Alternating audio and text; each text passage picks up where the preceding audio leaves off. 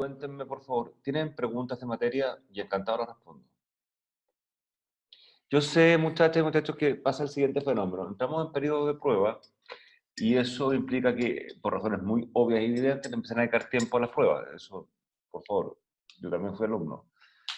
Pero me preocupa en que no revisen de vez en cuando la materia porque se van a juntar muchas preguntas hasta el final. Carolina, excelente. Si puede ser por audio, mejor, y si no, por chat. ¿Qué pregunta tienes? Hola, profe, ¿me escuchas? Sí. Oye, Carolina, antes que me preguntes, en la Dígame. próxima clase o la próxima sesión, vamos a hacer alguna prueba de videos con sonido, ¿de acuerdo? Antes de la prueba, de todas maneras, cosas que no se pongan nerviosos el día de la prueba, que no se me prendió el chat, que no me escuchaban bien. Esas cosas las vamos a practicar antes. Cierre paréntesis. Carolina, dime, ahora sí. Le quería pedir si es que puede volver a explicar la parte... Ay, perdón, que mi perrita está No, ladrando. no importa. Si puede volver a explicar la parte del artículo 326, ¿Ya? cuando explica que el legislador se equivoca. O sea, sí, que se equivoca porque en una parte dice como... Ay, espera, ¿me da un segundo? Pero lo que quieras. Ah, ya, porque dice que el legislador en un artículo 2 sale que es apelable y en el otro inapelable. Y Sí. estoy súper enredada con eso, entonces si es que me lo No. puede explicar de nuevo, por favor. Ya. Te lo voy a explicar en términos simples, porque todavía no lo podemos ver complejo, porque tiene que ver con una resolución que no hemos llegado a explicar todavía, que es la citación de la sentencia, ¿de acuerdo? Trata de seguirme con esta explicación, Carolina. Si hacemos, de hecho te la puedo dibujar, prefiero dibujártela porque sirve para todos. Déjame compartir pantalla, pero voy a compartir pizarra. Ok, también de la pizarra me imagino, ¿verdad? Sí, Entonces, se ve. en una explicación simple, déjame ponerlo en negro para que quede claro, tenemos una línea de tiempo. Eso, supongamos que eso es una línea de tiempo, un juicio, ¿de acuerdo? Esta línea de tiempo tiene un inicio y tiene un término, obvio. Se va a iniciar, bueno, se inicia ahí con lo que se llama la demanda. Idealmente va a terminar con otra que va a ser la sentencia, ¿de acuerdo? Pero ¿qué tenemos en el medio de este juicio? Tenemos dos etapas. Ya a su vez van divididas por una línea un poco más grande para que queden claramente establecidas. La primera etapa la vamos a llamar etapa de discusión. ¿Estamos de acuerdo? La segunda etapa la vamos a llamar etapa de prueba. Y la tercera la vamos a llamar etapa de sentencia. Tenemos tres etapas. Hay cosas que caben dentro de cada etapa. Hay cosas que caen dentro de la discusión, hay cosas que caen dentro de la prueba y hay cosas que caen dentro de la sentencia. No me voy a referir a eso ahora. Pero sí me voy a referir a que estas etapas están divididas por resoluciones judiciales. O sea, hay una resolución judicial que me permite pasar de la etapa de discusión a la etapa de prueba. Y hay resoluciones judiciales que me permiten pasar de la etapa de prueba a la etapa de sentencia. Yo le llamo bisagra, porque hacen las veces de puerta. Si lo buscan por ahí, el término resolución bisagra no existe, es un invento mío. Pero para entender que hay resoluciones que sirven para abrir y cerrar etapas. Esas resoluciones bisagra son dos. La que me permite pasar de la etapa de discusión a la etapa de prueba, esa resolución se llama, vulgarmente se conoce como auto de prueba o, en términos procesales más correctos, la resolución que recibe la causa de prueba. Entonces, con esa resolución yo paso de la etapa de discusión a la etapa de prueba. Para pasar de la etapa de prueba a la etapa de sentencia, hay otra resolución. Esa resolución es la citación a oír sentencia.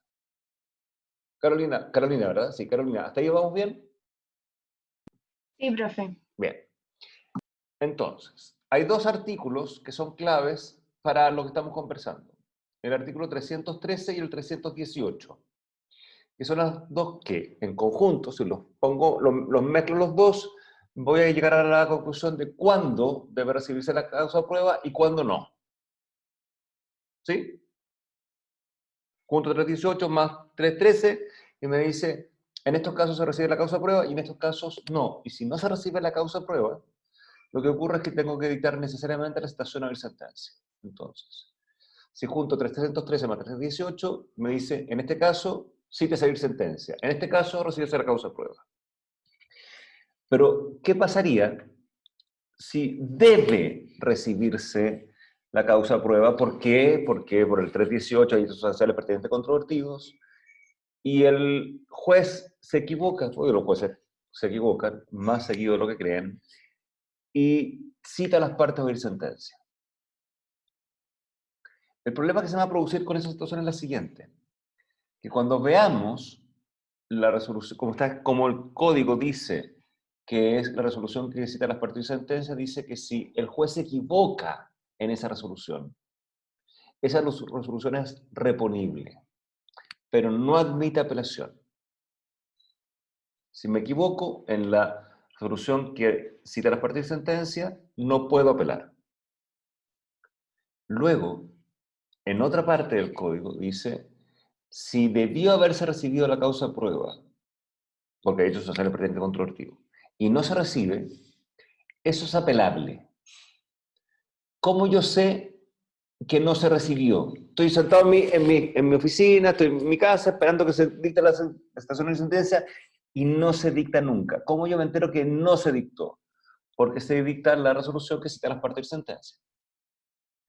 Entonces, en relación a esto, me dice, si a usted, debiendo recibirse la causa prueba, no se recibe, eso debe ser apelable. ¿Cómo yo me entero? Con la resolución que cita las partes de sentencia. Y esa resolución es apelable, expresamente dice el legislador, no, la citación para ir sentencia no es apelable. Entonces, ¿qué hago? ¿Puedo apelar o no puedo apelar? Ese es el problema, porque hay normas contradictorias. Una me dice, apélese, y otra me dice, no se apele. Y el legislador, la jurisprudencia ha dicho, no, la citación, la resolución que cita las partes de sentencia no se puede apelar, hay texto expreso. Usted tiene que apelar del hecho de que no se recibió la causa prueba. Lo que sucede es que los hechos no son apelables. No son apelables. La resolución es apelable. Y la resolución es la que cita las partes de la sentencia. Por tanto, la verdad es que hay una contradicción. Hay dos normas de código que me dicen que esa resolución es inapelable y otra que me dice que es apelable. Carolina, no sé si te lo logré explicar mejor, pero cuando veamos la citación y sentencia lo vamos a volver a explicar de nuevo. ¿Pero te queda un poco más claro ahora? Sí, profe, ahí mucho más claro. Muchas gracias. Excelente, excelente.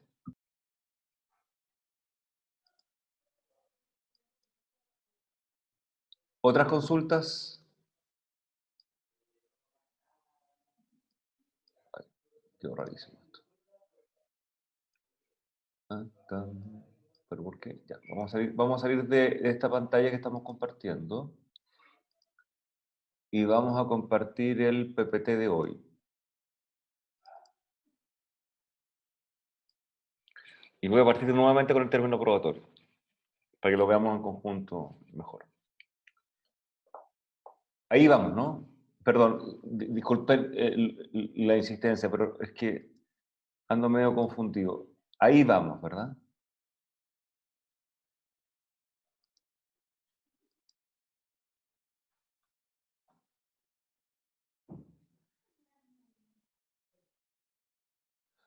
Profe, Soledad pregunta, Soledad, un segundo.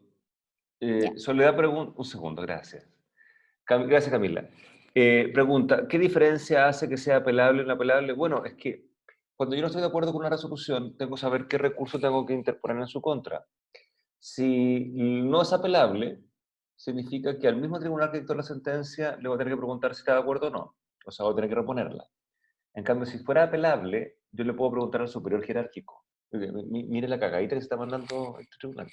Pero eso haría que fuera inapelable, el que no podría recurrir al superior jerárquico para reclamar por la resolución del inferior. Por tanto, es una diferencia fundamental, Soledad. Eso es. Ya, profe, súper, muchas gracias. Encantado. Camila, entonces vamos ahí y creo que había nombrado algo, pero prefiero partir de ahí de nuevo para que nos sirva para repasar, ¿de acuerdo? Profe, Sí. es que no que íbamos en la sección 4, recepción de la causa prueba. Eso tengo anotado yo. No tengo anotado el título quinto. Déjame ver.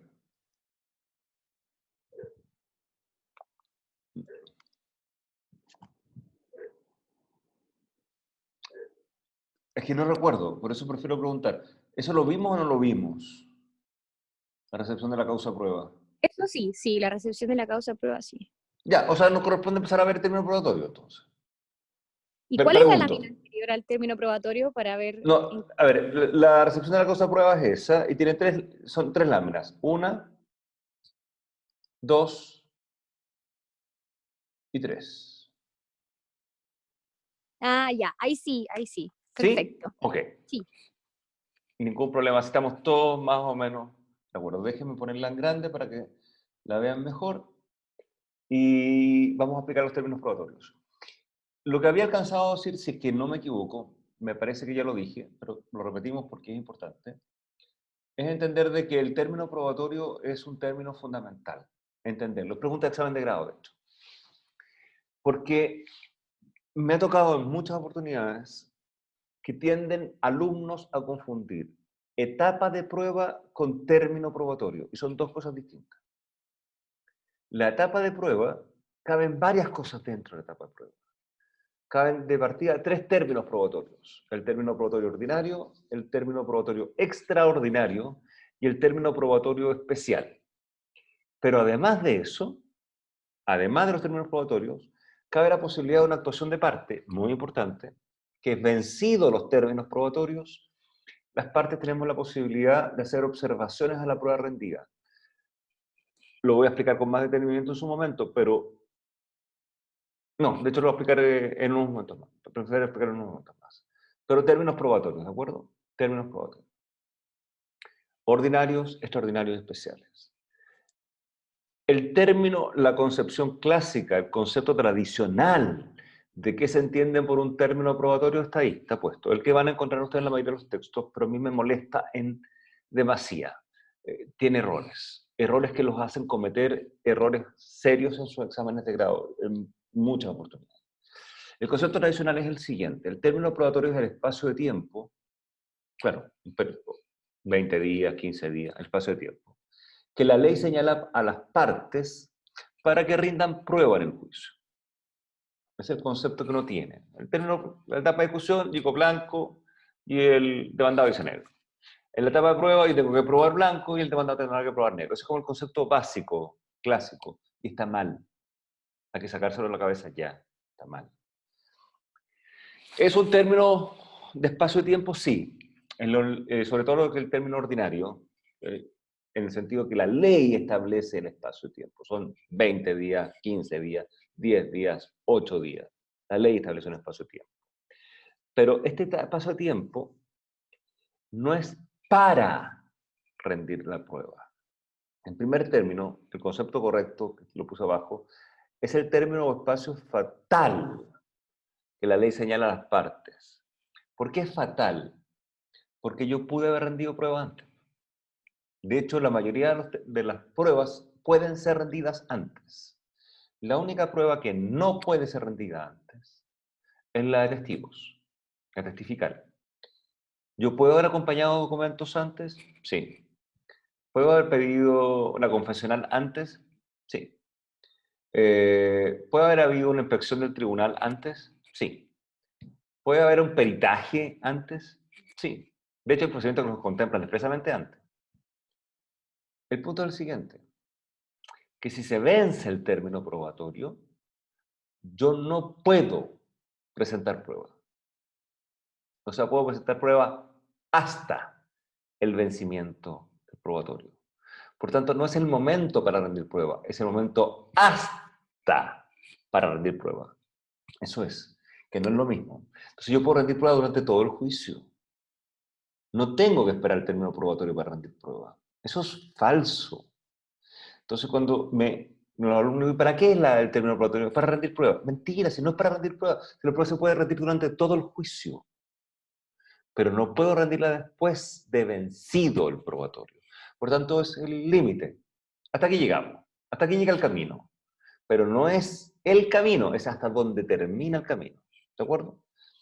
Y el otro error clásico es porque están los conceptos clásicos, de ahí llevan el error, es que se habla que es el plazo, sin el apellido fatal, el plazo, para rendir prueba.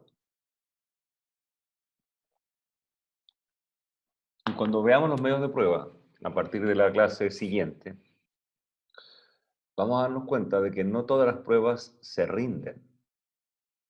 Muchas se solicitan. Si yo tengo un documento o un instrumento y quiero acompañarlo a juicio, lo rindo. Yo lo rindo. Pero si yo quiero que el juez vaya e inspeccione el lugar, tengo que pedir entonces, solicitando una inspección personal. Yo quiero que haya un peritaje, fundamental. ¿Yo hago el peritaje o no? No. Yo solicito la realización de un peritaje. Entonces no es un plazo para rendir prueba. Es un plazo fatal para rendir y solicitar prueba. Y eso es fundamental. Por tanto, el que me diga que es solamente para rendir pruebas está hasta el yaco, porque la mayoría de los medios de prueba no se rinden, se solicitan. ¿Ustedes quieren la confesión de la contraparte? ¿La van a rendir ustedes la confesión? No, tienen que solicitar la confesión de la contraparte. Una característica muy importante es que tienen los términos probatorios en que el plazo corre igual para ambas partes. Es un plazo común. Coincide normalmente con la notificación del auto de prueba. Se notifica el auto de prueba y empieza a correr el término probatorio. Por eso ya sabemos que esta resolución admite recursos en su contra y por tanto puede darse casos en que se repongan con operación en subsidio para que se modifique este auto de prueba, ya sea agregando puntos nuevos, eliminando otros o modificando los hechos sustanciales pertinentes controvertidos a probar. Pero una vez que esto ha sido subsanado, entonces empieza a correr el término probatorio. ¿Sí? Sí. Y ahora vamos a profundizar este tema. ¿Cuándo comienza a correr el término probatorio? Y esto es porque, puta, la cagó de nuevo el legislador. Está mal redactado el artículo 320 y nos lleva a equívocos. Entonces, uno, como es común, no basta que esté notificada una de las partes, tienen que estar notificadas todas las partes. Veamos cómo dice el artículo 320. Entre paréntesis, por favor, si te pueden tener el Código de Procedimiento Civil a la mano, porque lo vamos a usar bastante en la clase de hoy en adelante en general. Vamos a estar utilizando 3 códigos, el más importante de uso de aquí a las próximas clases, el próximo mes. Vamos a utilizar el Código de Procedimiento Civil, el Código Civil y eventualmente el Código Orgánico de Tribunales. Sí, el Código Civil, escucharon bien. Código de Procedimiento Civil y Código Orgánico vamos a utilizar de aquí en adelante. 320 del CPC.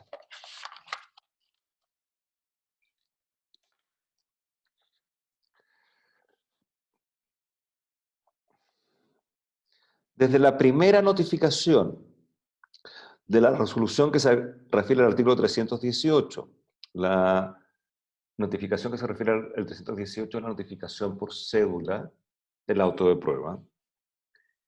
Y hasta el 5º día desde la última, cuando no se haya pedido la reposición en conformidad al artículo anterior, y en caso contrario, dentro de los 5 días siguientes a la notificación por el estado de la resolución que se pronuncia sobre la última solicitud de reposición, cada parte debe presentar una minuta de los puntos de prueba.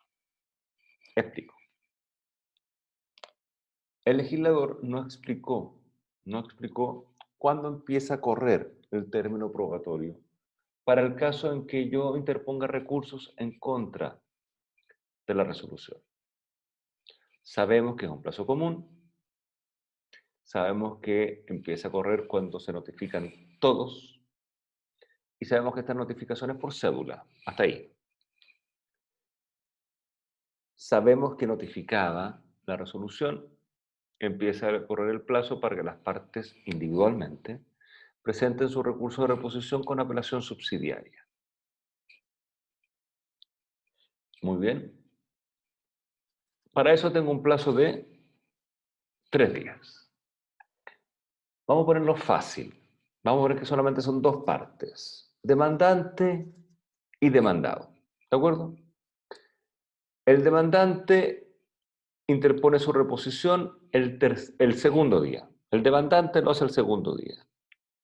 Y el demandado también repone la resolución y lo hace el tercer día. ¿Están bien interpuestas las reposiciones? Ninguna duda. Fueron interpuestas dentro del plazo. Bueno, y si se repone el auto de prueba, ¿qué pasa con el término probatorio? ¿Sigue corriendo? Bueno, nada dice de eso. Nada dice. Pero si uno interpreta el artículo que se refiere a cuándo se interpone la lista de testigos, dice, mire, la lista de testigos se interpone dentro de 5º día desde que se notificó por cédula a las partes, como es común desde que empieza a correr el plazo. Entonces, si el plazo empieza a correr para todo el día lunes, tengo 5 días. Primer día es a las 0 horas del día hábil siguiente. O sea, el primer día es el martes. Martes, miércoles, jueves, viernes, sábado. El sábado es hábil, el sábado es el último día para interponer la lista de testigos. Ahora, dice el código, si se interpuso reposición sobre esta resolución, habrá que esperar a que se resuelva esta reposición. Pero si se interpone, y a partir de ese momento, entonces empieza a correr el probatorio de nuevo, ¿eh? De nuevo. Entonces, si ya llevamos 3 días corridos, pero se resuelve la reposición, empieza a correr de nuevo, desde cero, los 20 días del probatorio. Pero el problema se produce porque la reacción es mala cuando hay más de una reposición. Supongamos que hay 2. Una se presentó el segundo día y otra se presentó el tercer día. ¿Qué es lo que dice el artículo 320? Pongan oído ahora en lo que dice el 320. Y en caso contrario, se refiere a que haya interpuestos recursos, esta lista de testigos se presentará en los 5 días siguientes a la notificación por el estado de la resolución que se pronuncie sobre la última solicitud de reposición. O sea, se han habido 2 reposiciones, una al segundo día y otra al tercero. Cuando se resuelva la que fue presentada al tercer día, entonces, a partir de que se resuelve la última, empieza a correr el plazo de 5 días para presentar la lista de testigos. Lo que está diciendo en el fondo es que cuando se resuelve la última, empieza a correr nuevamente el término probatorio ordinario. Pero ¿qué pasa si se ha resuelto la última presentada y no se resolvió la anterior, la segunda? Se resolvió solamente la reposición del apelado, pero está pendiente la del apelante, que fue el segundo día. Empieza a correr el probatorio, ¿no? Está mal redactado el código. La jurisprudencia tuvo que arreglar esta mala redacción y tuvo que decir, mire, lo que quiso decir el legislador es que cuando ya nos pronunciamos sobre todas las reposiciones y nos pronunciamos ya por la última de las reposiciones, no la última presentada, dice presentada, pero se equivocó. Cuando se resolvamos todas, la última que se termine por resolver, entonces ahí empieza a correr el probatorio. Sí, pero no es lo que dice el legislador. El legislador dice cuando se resuelva la última presentada. Así que hubo que arreglarle el panizo, lo que corresponde es modificar el código, explicarlo correctamente, pero bueno. Entonces, claro, cuando empieza a correr, si hay reposición sobre ella, cuando se hayan resuelto todas las reposiciones. La última que termine de resolverse va a dar el término de inicio del término probatorio. Es un plazo, un término probatorio. Bien especial lo que voy a decir. El término probatorio admite ser suspendido por un mutuo acuerdo de las partes. Yo puedo suspender la causa completa y como suspendí la causa y hay un probatorio que está corriendo, puede quedar suspendido el probatorio. pero también se admite que las partes de mutuo acuerdo podamos tomar la condición de no suspender la causa, pero suspender el probatorio.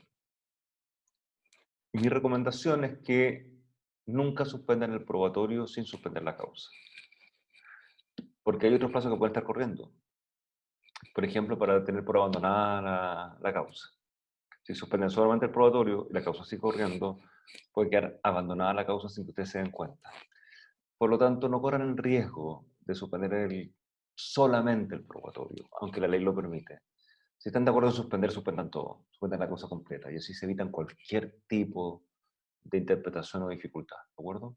Pero está planteada la posibilidad de que uno pueda suspender el término probatorio ordinario. Déjame avanzar. Bien. Este término probatorio ordinario tiene algunas características que son fundamentales. En el caso del juicio ordinario, que es el que estamos analizando, este término probatorio ordinario va a ser de 20 días, pero va a variar de a qué tipo de procedimiento estemos. Porque si estuviéramos en un procedimiento ordinario de menor cuantía, el plazo sería de 15 días. Y si estuviéramos ante un juicio ejecutivo, el plazo sería de 10 días. Y si estuviéramos frente a un juicio sumario, el plazo sería de 8 días. Entonces, es legal porque la ley establece la duración, pero es variable dependiendo del tipo de procedimiento que estemos. Si es ordinario, que lo estamos viendo ahora, el plazo es efectivamente de 20 días.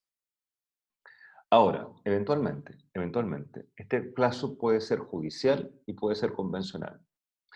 Judicial porque puede verse interrumpido judicialmente, porque pueden haber entorpecimientos que vamos a ver a continuación que hagan hacer nuevos plazos posteriormente, de este plazo inicial legal de 20 días. Pero puede ser convencional, en el sentido que las partes pueden modificar este plazo. Y ojo con la modificación, porque lo que pueden hacer son dos cosas, solo dos cosas, la voluntad de las partes. Pueden, uno, disminuir el plazo. O sea, un plazo de 20 días, las partes pueden acotarlo a 10. Mutuo acuerdo, a 10 días. Lo pueden acotar a 8, a 7, a lo que quieran. Eso es lo primero que pueden hacer, disminuir. Lo que no se puede hacer convencionalmente es aumentar el plazo. Las partes no pueden decir que van a dejar el probatorio de 30 días. No tienen la facultad expresa de ley que les permita ampliar plazos. Solo pueden reducir plazos. Esa es la primera facultad que tienen. Y como pueden reducirlo, podrían llegar al extremo de reducirlo a 0. O sea, pueden decir, y hay norma expresa que lo dice, artículo 318, que pueden decir, ¿sabe qué? No queremos término probatorio. Queremos que se falle sin más trámite. O sea, lo puedo reducir incluso a 0. Por tanto, por mucho que sea un plazo legal, tiene características convencionales en el sentido de reducción, incluyéndolo hasta 0, o eventualmente judicial por modificaciones que se permiten a través de términos probatorios que vamos a verlos. Esos son los famosos términos probatorios especiales. Su segunda característica que es común para las partes. Y su tercera característica que es fatal. Es un plazo de partes y como tal, las actuaciones que se realicen fuera del plazo establecido por la ley o reducido convencionalmente hacen que sea efectivamente nulo. Y por resolución judicial, ya lo vimos, a petición de parte, puede ser suspendido. La clasificación de los términos probatorios está en el artículo 328 y 334, se refieren al término probatorio ordinario y las facultades que hay para su modificación, el término probatorio extraordinario y el término probatorio especial. Déjenme ver qué escribí del extraordinario, no me acuerdo. Ok. El término probatorio extraordinario es aquella solicitud que presenta alguna de las partes, demandante o demandado, pero no es de oficio, es a solicitud. En el caso de entorpecimientos puede ser de oficio el término especial, pero en el caso del extraordinario no el especial, sino el extraordinario, tiene que ser a solicitud de parte. Piden aumentos del término probatorio ordinario cuando se tiene la necesidad de rendir prueba fuera del territorio jurisdiccional del tribunal. Entonces, si tengo que rendir prueba de testigos en Arica, por ejemplo, y el juicio se lleva en Santiago, puedo pedir que me otorguen un término probatorio especial, perdón, extraordinario. Este término probatorio extraordinario, en cuanto a su procedimiento y sus requisitos, se divide en dos. Tenemos término probatorio extraordinario para rendir prueba dentro de Chile, dentro de la República, y tengo un término probatorio extraordinario para rendir prueba fuera de la República. ¿Por qué? Porque si yo quiero rendir prueba dentro de la República, basta con que yo lo pida, señalando qué es lo que voy a rendir como prueba, testifical, confesional, pericial, para que el tribunal se vea obligado a concederme este aumento extraordinario. Obviamente, en este aumento extraordinario, solo podrá rendirse la prueba que yo pedí fuese rendida fuera del territorio jurisdiccional. Pues bien, la única forma que se me niegue una solicitud de un término probatorio extraordinario es porque mi contraparte pida que no se me otorgue y el motivo que tiene que esgrimir mi contraparte para que no se me otorgue es mi mala fe. O sea que estoy haciéndolo para dilatar el proceso porque no tiene fundamento la solicitud. En términos tales de que si en este incidente que se abrirá para ver si me otorgan o no me otorgan, el término probatorio tendría que probar de que la manifiesta no necesidad de rendir pruebas fuera del territorio jurisdiccional. Por tanto, si quiero rendir pruebas fuera del territorio jurisdiccional del tribunal, pero dentro de la República, basta mi sola solicitud para que el tribunal se vea obligado a concedérmela. Por lo tanto, si yo pido rendir prueba en Arica, la resolución del tribunal es que se me va a conceder rendir prueba en Arica, con citación. O sea, le va a poner el conocimiento a la contraparte que yo pedí esto y que efectivamente me lo dieron. Para que el tribunal, la contraparte, se pueda oponer. Y si no se opone dentro del tercer día, entonces se va a otorgar. Esa es la gran diferencia con es una de las dos grandes diferencias con la rendir fuera del territorio de la República. Porque si quiero rendir prueba en Japón, tengo que cumplir con otros requisitos. No basta con que yo lo pida. En el expediente tienen que haber antecedentes que permitan determinar la necesidad de rendir la prueba en Japón. Entonces, en la demanda, yo hablaré del testigo clave que vive en Japón. O en la justificación de la demanda diré que los documentos que prueban esta situación están en X parte. O la prueba pericial, o lo que sea. Pero en la etapa de discusión, básicamente, no lo dice así, pero así se ha interpretado. En la etapa de discusión se determinan los elementos que permiten solicitar luego, en la etapa de prueba, en la solicitud de un término probatorio extraordinario. Entonces, existen antecedentes en el proceso que avalen la necesidad de rendir esta prueba fuera del territorio de la República. Debo indicar además en qué consistirá la prueba de rendir prueba. Básicamente se refiere a dos casos. Entonces circunscribe al hecho de que tenga documental que pueda rendir prueba, no sé, copias de escrituras públicas de determinadas cosas, etcétera, etcétera. Instrumental, prueba instrumental. O prueba testifical. Testigo clave que vive en Argentina, en Buenos Aires o en donde sea.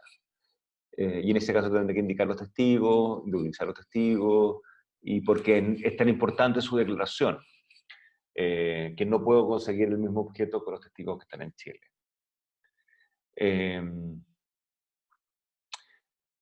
Además, tengo que dar una consignación, tengo que ponerme con los morlacos, digamos, que es bajo en todo caso, van de media sueldo vital hasta 2 sueldos vitales, o sea, hasta 92 lucas, lo que hoy, en plata de hoy, digamos, lo que tendría que ponerme como consignación para demostrar mi buena fe, digamos, en la realización de esto. La diferencia es que si la solicitud dentro del territorio de la República me la daban con citación, o sea, me decían sí, pero igual le vamos a contar la contraparte, y la contraparte podría oponerse o no, esto va a ser con audiencia, o sea, nunca van a decir que sí. Siempre se tramitará como un incidente. O sea, antes de decirme si sí o si no, van a poner traslado a mi contraparte y le van a preguntar, ¿usted qué opina de esto? De que vayamos a rendir prueba en Japón.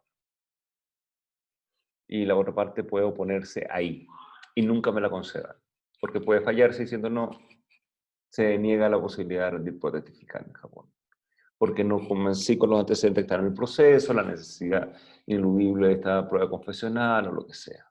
¿De acuerdo? Entonces no es lo mismo pedir prueba dentro de la República que pedir prueba fuera de la República. Vuelvo para atrás un segundo. Pido y me lo conceden. ¿Cuánto plazo me dan para que yo realice esta prueba dentro de un término extraordinario? Bueno, aquí se aplica la tabla de emplazamiento, pura y simple. Entonces, si son 20 días y por aplicación de la tabla de emplazamiento me dan 10 días, quiere decir que va a ser 10, 20 más 10. Y estos 10, dice el legislador, tienen que ser de corrido. O sea, termina el día 20 y parte con el 21, 22, 23, hasta que lleguemos al 30, de corrido. Ahora, esto no siempre va a ser posible, porque yo puedo pedir un término probatorio extraordinario el día 19. De ahí a que lo resuelva, le den traslado, va a ser imposible que calcen. En ese caso, si son 10 días, se abrirá un término de 10 días extraordinario que no va a estar juntos, van a estar separados el ordinario con el extraordinario. Pero lo que dice el legislador es que idealmente estén juntos. Ahora, si yo realmente necesito la prueba de Arica,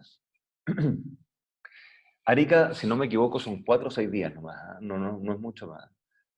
Probablemente en 4 o 6 días no alcance yo a hacer la prueba extraordinaria. Entonces, ¿qué es lo que ocurre cuando en la práctica, cuando uno quiere hacer términos probatorios extraordinarios? Uno pide el aumento con tiempo, pero empieza a tramitarlo desde ya. O sea, desde el día 1 del ordinario empieza a pedir que le manden el exhorto con las preguntas, cosas que tener 20 más algo. Y no solamente ese algo, porque ese algo es insuficiente. ¿Y qué pasaría si yo pido rendir prueba en Arica y me la dan y me dan los 4 o 6 días más, no me recuerdo cuántos son, y la rindo el día 18? Bueno, en ese caso nunca utilicé, esto es como un salvavidas, es para tener un poco más de plazo por si acá. Pero no se queden con la idea que dentro de ese plazo es que tengo que rendir la prueba en Arica. No, es todo lo ordinario más lo que me den extra. ¿De acuerdo? Por lo tanto, si tienen que rendir prueba fuera del territorio jurisdiccional, partan rindiéndola desde el día 1, por favor. Eso es muy importante. Bien. Creo que les dije todo lo de extraordinario. Sí, hay una pregunta, dice, Diego pregunta, profe, dígame.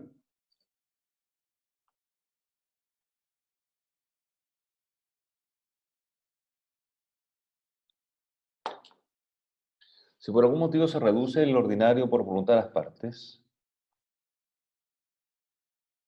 Diego, si quiere preguntarla por micrófono, si no, se puede pedir. Sí, nada obsta, son dos términos probatorios distintos. Tienen normas distintas, se rigen distintamente. Lo único que dice, ojalá sea seguido. Es lo único.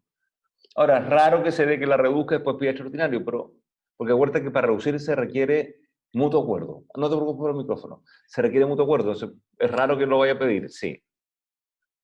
Pero son dos términos distintos. Por tanto, cada uno juega con sus propias reglas. No hay inconveniente. Les voy a recordar, perfecto, antes de pasar al especial. Jairo, perdón. ¿Qué pasaría en el caso que esto sea pedido maliciosamente? A ver, recordemos que la buena fe se presume, la mala fe se prueba. Y por lo tanto, tú tendrás que probar que efectivamente no hay buena fe. Déjame pensar.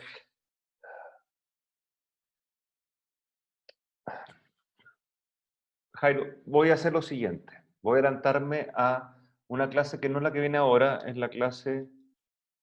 ¿Cuál es la que viene ahora? No me acuerdo. Espérame un segundo, voy a cambiar de PPT para poder contestar tu pregunta porque es pertinente. Pero necesito cambiarme de PPT. Déjame dejar de compartir este y déjame compartir otro, que es el que vamos a ver más tarde, pero me sirve. Entonces...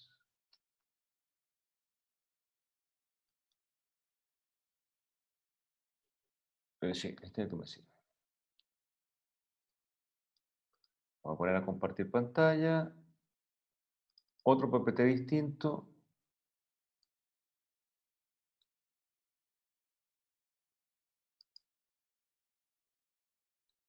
Esta es la clasificación de medios de prueba, cosa que veremos un rato más.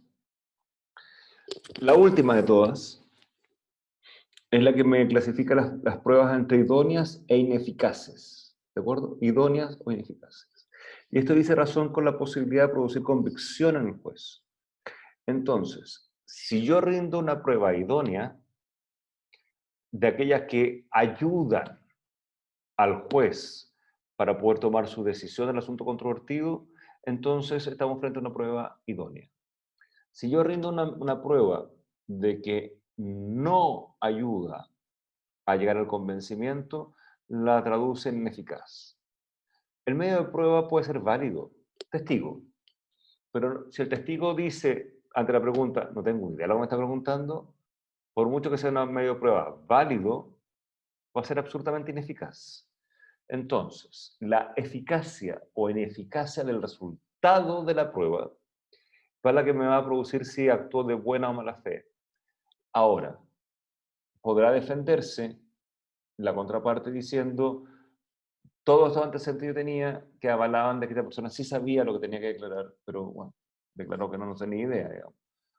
Pero esa es la forma de poder demostrar, llegar a la ineficacia del medio de prueba acompañado. Esa es la forma.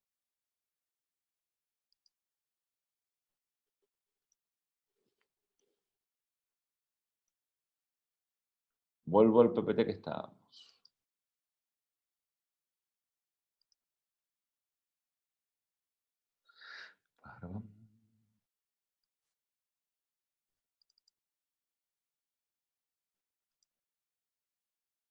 Ya. Comentario importante para razonar materias. ¿De acuerdo? Materias. De esto del término probatorio extraordinario para rendir pruebas fuera del territorio de la República, lo habíamos ya comentado a propósito de la demanda reconvencional, que tenía dos normas especiales. Dos normas especiales. La primera era de que se pueden interponer frente a la demanda reconvencional excepciones dilatorias, pero de acogerse no interrumpen indefinidamente el procedimiento, sino solamente por un plazo de 10 días, para que el demandante reconvencional subsane el vicio. Y si no lo subsana, se entiende por que renunció a la presentación de la demanda y se tiene por no presentada para todos los efectos legales. La segunda norma rara que tiene es justamente esta. Si la demanda reconvencional tiene antecedentes que hacen presumir de que uno pueda rendir pruebas fuera del territorio de la República,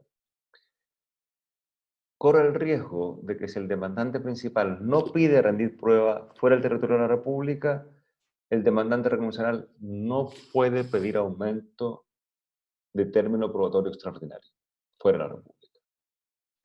Entonces, ¿quién es el único que puede pedir aumento de buenas a primeras, me refiero, del término probatorio extraordinario? La parte principal, demandante, parte principal, demandado, y parte reconvencional, demandado, que es el demandante principal, porque si el demandante principal no pide aumento extraordinario para rendir pruebas fuera del territorio de la República, el demandante reconvencional no puede. Y cuando les pasé esta materia les dije, nunca he encontrado el motivo, razón o circunstancia que lo permita.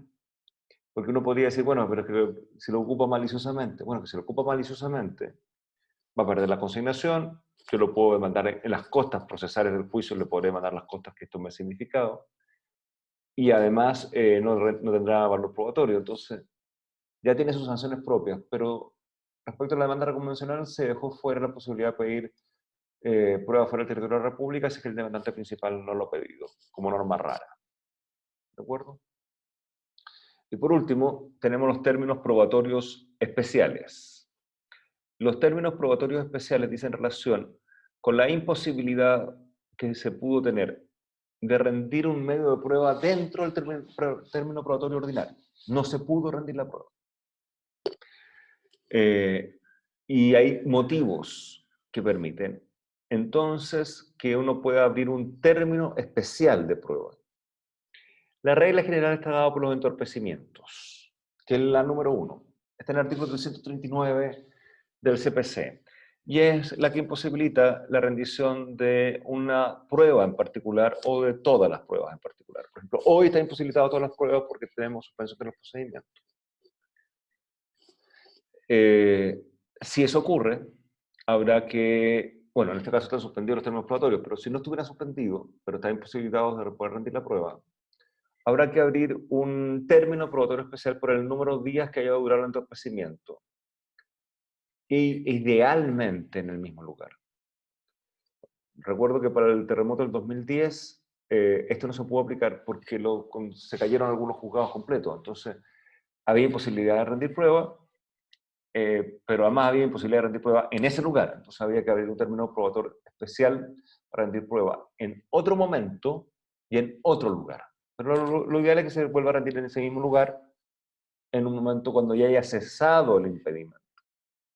No son 8 días seguidos desde que ocurrió el impedimento, sino cuando haya cesado el impedimento. Si se cayó el inmueble, obviamente no se puede, queda suspendido permanentemente hasta que haya otro inmueble que pueda guarnecer al juzgado. Lo del número de días se contradice a sí mismo el código, qué raro, ¿eh? Respecto al número de días. O sea, si el entorpecimiento duró 2 días, yo debería abrir un término probatorio de 2 días, pero no es así como veremos a continuación. Debe reclamarse al mismo momento en que se presenta. Lo puedo reclamar desde el momento que se presenta. Y hasta 3 días subsiguientes. Obviamente, si hay un terremoto, no lo puedo presentar en el momento que está ocurriendo el terremoto, ni tampoco los días subsiguientes, porque tengo que esperar que cese el impedimento para poder reclamarlo. Si no hay comunicaciones, el plazo no empieza a correr, por decirlo de alguna forma, sino hasta que cese el impedimento. Una vez cesado el impedimento, empieza a correr el plazo de hasta 3 días para poder reclamar del entorpecimiento que uno se dio. Entonces, por ejemplo, yo tengo un alegato y tuve un accidente, obviamente no lo puedo alegar en ese momento, tendré que alegarlo hasta 3 días de que cesó el impedimento que me impidió recurrir al alegato, si fuese un entorpecimiento en lo personal. No es entonces solamente una imposibilidad del tribunal, propiamente tal. Puede ser también una imposibilidad de la parte poder rendir la prueba en ese momento. Luego el código dice, debe concurrir su término especial de prueba por el número de días que fije prudencialmente el tribunal. Entonces uno dice, ¿no dijo antes que era por el número de días que dura el impedimento?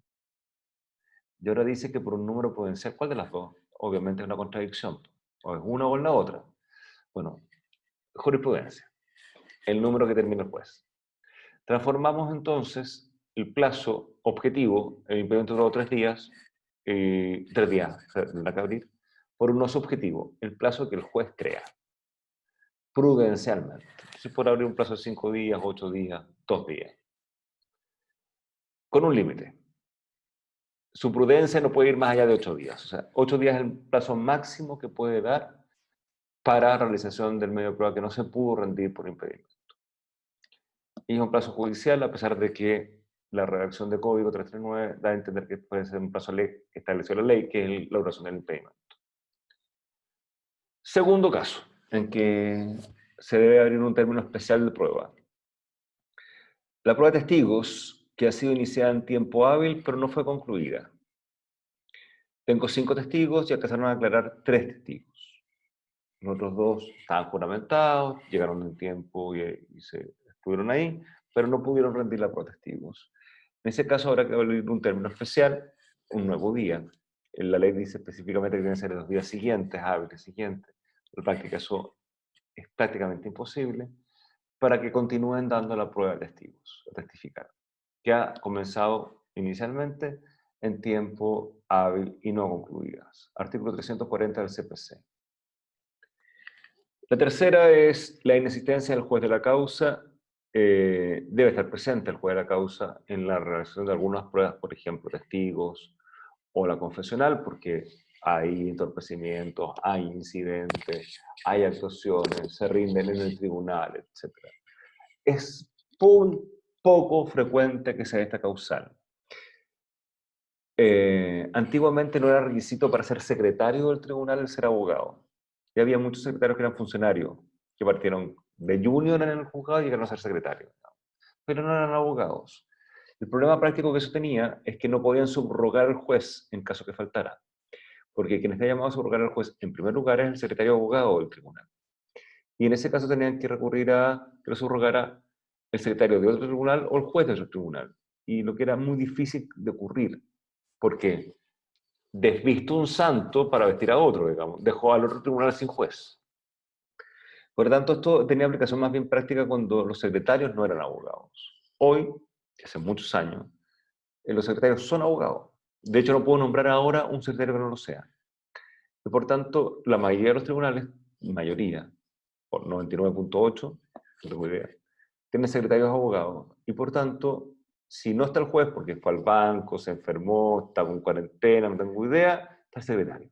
¿Qué hace? Es juez. En ese momento, por el solo Ministerio de la Ley no requiere nombramiento, pasa a ser juez S, juez subrogante.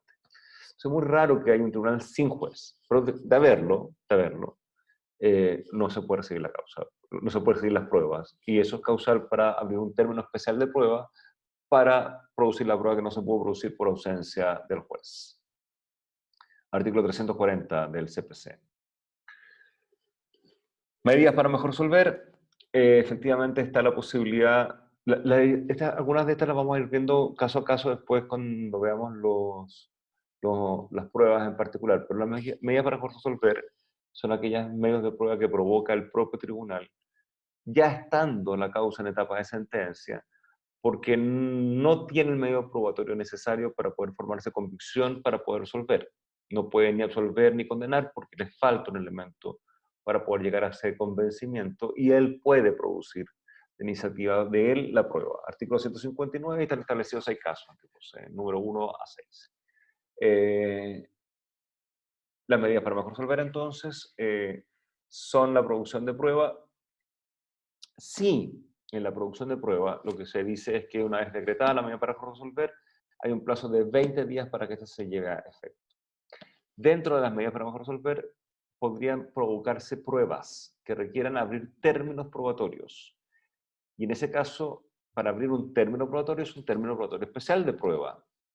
Y durará una duración de 8 días. El término probatorio que se puede abrir a propósito de pruebas que quiera recibirse como medidas mejor resolver tiene una duración de 8 días. Artículo 159 del CPC. Este caso lo vamos a analizar con detalle, no ahora. Ahora voy a explicarlo y el enunciado y una explicación, pero el análisis lo haremos con detalle cuando veamos la prueba confesional. Pero existe la posibilidad de revocar la confesión. La confesión como característica es que es esencialmente irrevocable. O sea, si a mí me preguntan en una prueba confesional, o yo confieso libremente que sí debo los 10 millones de pesos, después no me puedo arrepentir. Fue una manifestación de voluntad válida, un acto jurídico procesal destinado a producir efectos jurídicos en el proceso que no admite retractación. Por tanto, lo confesado no es revocable. Y hay un solo caso excepcional que permite que lo que yo confesé pueda revocarlo. Título de la canción solamente. Pero si yo cometí un justo error de hecho al confesar, debo probar previamente en qué consiste ese error que cometí. O sea, debo rendir pruebas sobre el error cometido. Y probado el error cometido, puedo revocar mi confesión demostrando cuál era la real situación que debió haber sido confesada. Ejemplo. Me están demandando por el incumplimiento de 2 contratos, contrato 1 y contrato 2. Y llevo confesando ya 1 hora y media. Y dale con el contrato 1, y dale con el contrato 1, y dale con el contrato 1, y estoy hasta aquí con el contrato 1. Y de repente me empiezan a preguntar por el contrato 2. Pero yo estoy mentalmente todavía en el contrato 1. Y empiezo a responder las preguntas del contrato 2, mentalmente respondiendo, pensando en el contrato 1. ¿De acuerdo? Yo puedo demostrar por qué cometí el error de seguir pensando que estaba en el contrato 1 cuando respondí sobre el contrato 2. Porque las preguntas eran equívocas, porque fueron llevadas al engaño, etcétera, etcétera. Si logro demostrar eso, podré decir, mire, si yo hubiera sabido que me estaban preguntando por contrato 2, hubiera respondido esto, esto y esto otro. Eso vamos a explicarlo con detenimiento cómo se hace. Eso es una revocación de la confesión. Si necesito revocar una confesión, tengo que abrir un término probatorio especial para, 1, probar el error y 2, probar el hecho que debió haber sido confesado. Y finalmente también, eso es el artículo por resultados 2 del CPC. Y finalmente se puede abrir un término especial de prueba para lo que se denomina tacha de testigos. Los testigos tienen que cumplir con 3 obligaciones. Tienen la obligación de comparecer ante el tribunal, tienen la obligación de declarar ante el tribunal y tienen la obligación de decir verdad frente a lo que se les está consultando. Con esto, obligación de decir verdad, de declarar y de comparecer, se buscan que terceros imparciales vayan a contar lo que saben sobre algún hecho. Recuerden que la prueba recae sobre hechos. Y lo importante es que sean terceros imparciales, o sea, que no tengan relación con el asunto que se ventila ante ellos, no tengan interés en el asunto ventilado. Pues bien, si yo creo que hay algún tipo de interés, a favor o en contra, no lo sé, de la persona que presenta el testigo, se pueden hacer preguntas de tacha.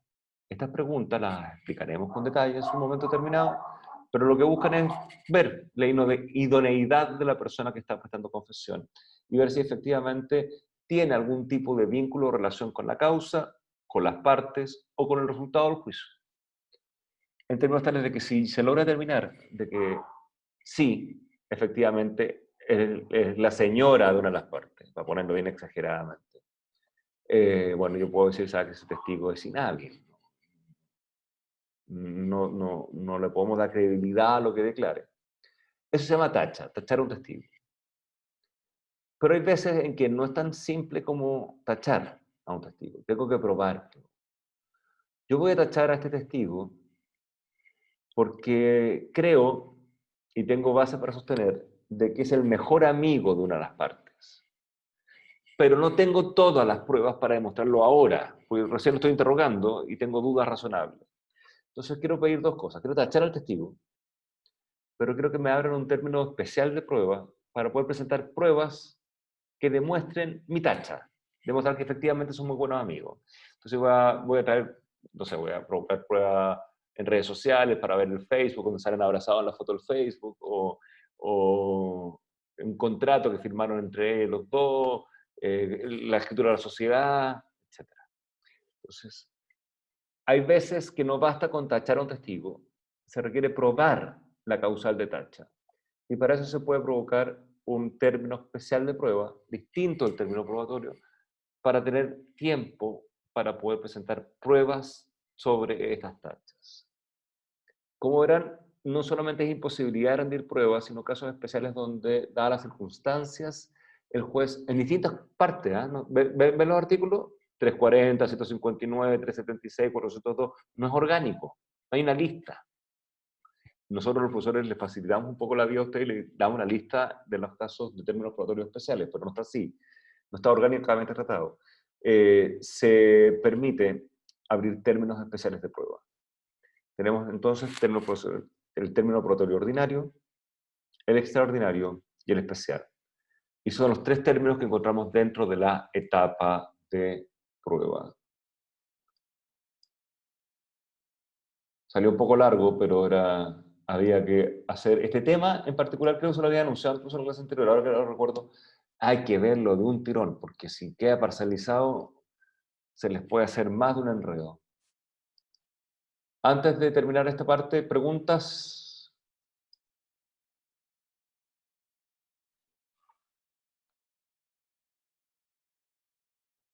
Bien, si no hay preguntas, 15 minutos de recreo y continuamos. Nos vemos en la segunda parte.